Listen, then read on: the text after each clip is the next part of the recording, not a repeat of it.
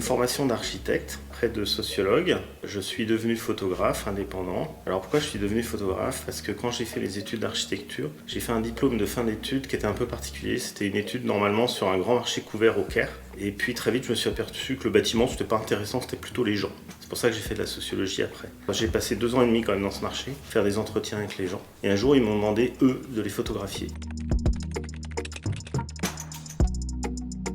Il y a à peu près 5 ou 6 ans, je suis littéralement tombé dans les déchets. C'est-à-dire que j'ai découvert en fait le monde des gens qui récupèrent les déchets, les gens qui fouillent dans les poubelles, les gens qui fouillent dans les décharges. Et j'ai commencé à travailler avec eux, alors à faire des enquêtes, à faire des entretiens, mais surtout à les prendre en photo avec une idée qui était de rendre cette dignité perdue que peuvent avoir les récupérateurs de déchets. Parce qu'on associe les gens qui travaillent avec les déchets aux déchets. On les considère un peu comme les déchets de la société. Ça, c'est quelque chose qui m'a très vite beaucoup intéressé. Comme je travaillais sur différents terrains dans des pays comme le Maroc, la Turquie, l'Égypte, je me suis mis à m'intéresser aux récupérateurs de déchets dans ces pays-là. Il se trouve qu'en 2015, le MUCEM, musée à Marseille, a monté un projet d'exposition sur la gestion des déchets en Méditerranée. Et donc j'ai eu l'occasion d'être associé à ce projet et j'ai pu, avec bonheur, travailler 3 ans avec toute l'équipe qui a monté cette exposition, en travaillant, moi, sur les terrains de Casablanca et d'Istanbul. Il se trouve que pendant le travail de préparation de cette exposition, on avait souvent des rencontres à Marseille et je remarquais une chose très simple. L'exposition devait porter sur tous les pays du pourtour méditerranéen. Et comme par hasard, on parlait gestion informelle des déchets dans les pays dits du Sud. Et puis pour Marseille, il s'agissait de montrer une entreprise qui fabriquait des machines de tri optique, donc quelque chose de très très moderne. Moi j'étais très étonné parce que je voyais à Marseille exactement la même chose qu'à Casablanca ou à Istanbul. Je voyais des gens qui fouillaient dans les poubelles. J'ai discuté avec la collègue avec qui je travaille très souvent, Bénédicte Florin, et je lui ai dit il faut qu'on travaille sur la France. Donc on s'est mis à travailler sur la France, d'abord sur des ferrailleurs, des récupérateurs de ferraille en région parisienne. J'avais aussi envie de m'intéresser aux travailleurs formels qui s'occupent de nos déchets. En règle générale, les gens, une fois qu'ils ont mis un déchet, un objet dans une poubelle, ne savent absolument pas ce qui devient. Et donc je me suis dit que ça serait intéressant de faire un travail sur ce que deviennent nos déchets, mais en s'intéressant plus particulièrement évidemment aux gens qui s'occupent de nos déchets.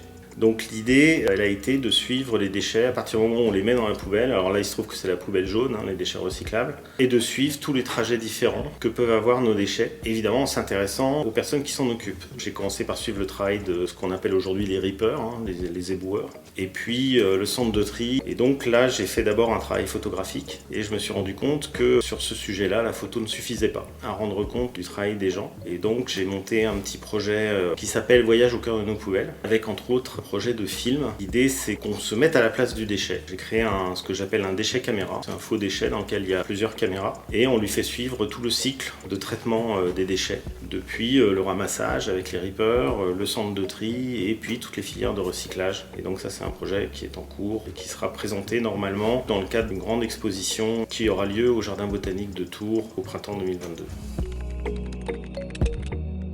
J'ai un projet qui porte sur les tanneries du Caire. J'ai un projet avec l'Agence française de développement qui porte sur le Togo. J'ai une autre exposition à laquelle j'ai participé, une exposition collective de chercheurs qui s'appelle La mise en image du rebut, donc qui porte toujours sur les déchets.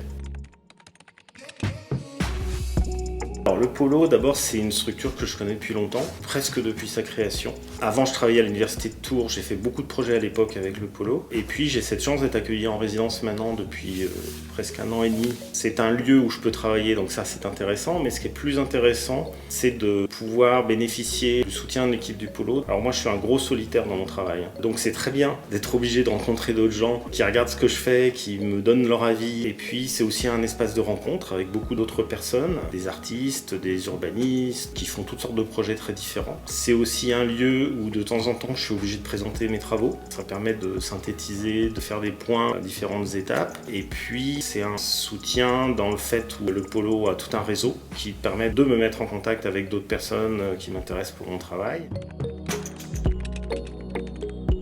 Le Point Haut, c'est un lieu assez extraordinaire que moi j'ai connu avant sa réhabilitation. C'est vrai que c'est un espace super, il y a vraiment de la place, on peut monter des choses. Il y a le pavillon qui permet de faire des rencontres, des tables rondes. On a fait un colloque sur les littératures et déchets par exemple l'année dernière. On sait qu'il y a de l'espace. Moi je pense que je vais faire rentrer des camions bennes à l'intérieur par exemple. C'est un lieu qui permet beaucoup de choses, c'est très important.